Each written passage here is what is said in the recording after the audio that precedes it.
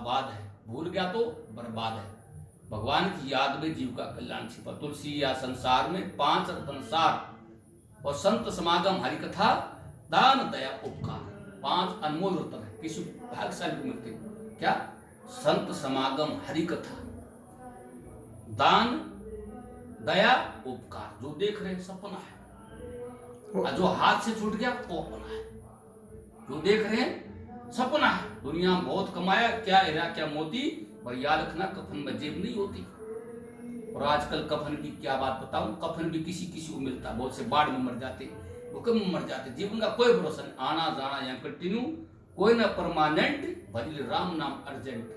जैसे अर्जेंट काम करते, भाई महाराज जल्दी जल्दी करो, हमको जाना, आप क्या कर, फुर्सत नहीं है। लेकिन संत का जब तक जिंदगी रहेगी फुर्सत नहीं होगी काम से, और कुछ ऐसा भी समय निकालो, प्रेम कर लो भगवान से। जब जिंदगी कब तक रहेगी ये कोई गारंटी नहीं, बुढ़ापे तक रहेगी। आजकल मैं देख रहा हूँ जवान मौतें ज्यादा हो रही, बूढ़े कम जा रहे। और जवान मौतें क्यों रही, उसका कारण जैसे दांत बाद में आए पहले चले जाते, जिभ पहले आई आखिर तक रहती है। दांत पहले क्यों जाती, जवान मौतें अक्सर क्यों होती, दांतों के अंदर अकड़नपन है। ऐसे बहुत से जवानों के अंदर अभिमान है, उनको कहे पाप से डरो, मर्यादा में रहो, नहीं 84 में जाना पड़ेगा। कहते बाबा समझाने की जरूरत नहीं, तुम चलते बढ़ो, तुम 84 की बात करते 85 चले गए। उनको पता नहीं 84 में कितना दुख उठाना पड़ता है। इसलिए मानव जीवन बड़ा दुर्लभ है, बड़े भाग। आज रामनवमी है, ये गीता आश्रम में प्रवचन सुन रहे हैं, तो भगवान राम कहते बड़े भाग मानुष तन पावा, सुर दुर्लभ सदग्रंथन गावा, साधन धाम मोक्ष द्वारा पाई दे परलोक सवारा। भगवान राम कहते भाइयों अयोध्यावासियों, बड़े भाग मानुष तन पावा, बड़े भाग से मुझे मिलता। और जो सत्संग भी मिल रहा, बड़े भाग पाइए सत्संगा, बिनी प्रयास होत भवभंगा। बड़े भाग से सत्संग मिलता। कहते बिन सत्संग विवेक न होई, और राम कृपा बिन सुलभ न सोई। बगैर सत्संग विवेक नहीं होता, नॉलेज नहीं होता। नॉलेज किसका? ब्रह्म ज्ञान सो ज्ञान है, और सब अज्ञान जैसे बुढ़ा तोबका करता चले मैदान। जो संसार सागर से पार उतारने वाली जो विद्या है, वास्तव में वही विद्या है। भगवान कृष्ण 2 प्रकार की विद्या बताती गीता में, एक पराविद्या एक अपराविद्या, एक भौतिक विद्या है, एक अध्यात्म विद्या। स्वामी विवेकानंद ने अध्यात्म का प्रचार किया, देश विदेश में जाकर के। उन्होंने बुढ़ापा नहीं देखा, 39 साल की उम्र में शरीर छोड़ दिया। जीना हमारा ये मत 100 साल तक जिए, हम कैसे जिया वो महत्व रखता है। जीना थोड़ा बड़ा जो सत्संग में जाए, हमारा जीवन सत्कर्मों में बीते, भगवान की भक्ति भजन। आपके सेठ जी वाली बात ही बड़ी जोरदार है। क्या बोले सेठ जी ने? खाने वाला राम, खिलाने वाला राम, हमारा क्या रोपण का काम। आप सोच रहे गाय खा रही है, वही खा रहा है, वही खिला रहा है। खाने वाला राम, खिलाने वाला राम, हमारा क्या रोपण का काम। खाने दो, खाने दो। प्रभु क्यों करते हो तुम कन्हैया, मेरा नाम हो रहा है और सब आपकी दास से सब काम हो रहा है। भगवान का सिद्धांत क्या? भगवान कहते जो मेरे नाम में मैं उसके काम में, और जो अपने काम में, भगवान कहते मैं अपने धाम में। प्रहलाद भगवान के नाम में, भगवान उसके काम में क्या काम, उसकी रक्षा करे। और होलिका अपने काम में, मतलब प्रहलाद को मारना चाहती थी, उसकी नीति ठीक नहीं थी। जैसी नीति होगी ऐसी बरकत होगी। इसलिए कहते बांट के खाओगे बरकत होगी, और अकेले खाओगे तो हरकत होगी। चींटी भी क्या करती है, वो बांट के खाती है और प्रेम से रहती है।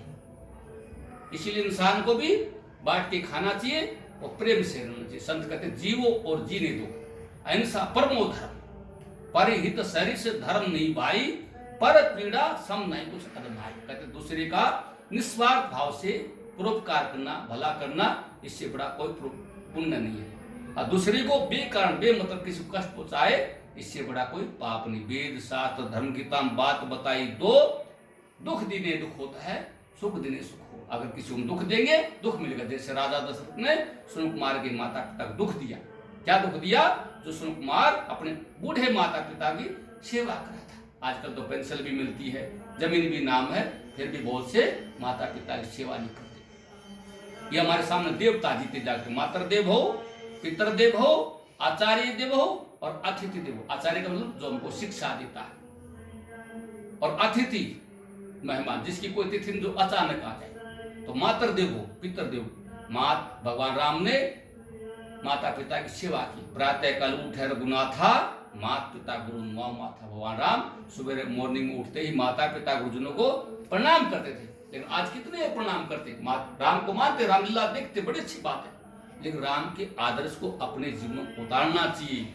जब राम जैसा हम आचरण करेंगे तभी हमारे देश में राम राज्य आ सकता है।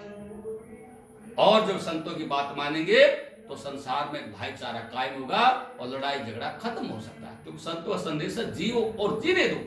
लेकिन बहुत से व्यक्ति संतों को मानते हैं, मानना चाहिए, लेकिन संतों की नहीं मानते, राम को मानते हैं लेकिन राम की नहीं मानते। कृष्ण भगवान को मानते हैं, कृष्ण भगवान ने क्या किया, गौ की सेवा की। लेकिन आजकल क्या हो रहा है, जो कुत्ता घर से बाहर रहता था वो तो बेड पर सो रहा है, और जो गौ माता घर के अंदर रहती थी वो आज जगह जगह प्लास्टिक खा रही है।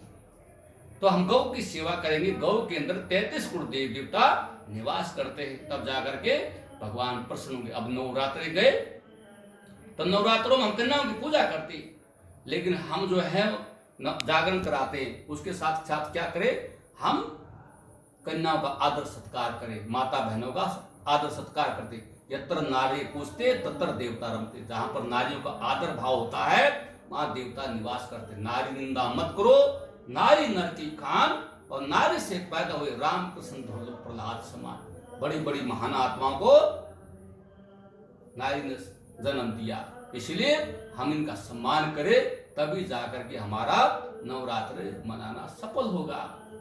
और हम जो जागरण कराएं, और बूढ़ी माता जो है चारपाई पड़ी हुई है उसको रोटी पानी भी ना पूछे, और माता ने बुलाया है और मैं आया हूं शेरा वाली, उससे कुछ नहीं होगा।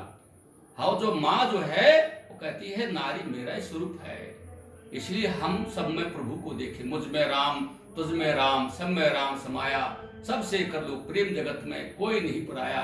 एक बाप के बेटे हम सब, एक हमारी माता, और दाना पानी देने वाला एक हमारा दाता। ना जाने किस मूर्ख ने लड़ना हमें सिखाया। जैसे मकान में रहते हैं, मकान नहीं बोलता, मकान में रहने वाला बोलता, ऐसे शरीर नहीं बोलता, शरीर में रहने वाला बोलता है। अगर शरीर बोलता हो फिर मुर्दा क्यों नहीं बोलता? अब आप समझ गए, शरीर में रहने वाला बोलता है तो ये भी समझे तो उसका क्या स्वरूप है, उसको हम कैसे देखें। वो है अंदर और आंखें देखती बाहर। कैसे देखें? जब अंदर की आंख खुलेगी, जब हमारे अंदर की आंख खुलेगी तभी उसको हम देख सकते हैं। तो इसलिए जो है भगवान का ध्यान करें, सुमन करें।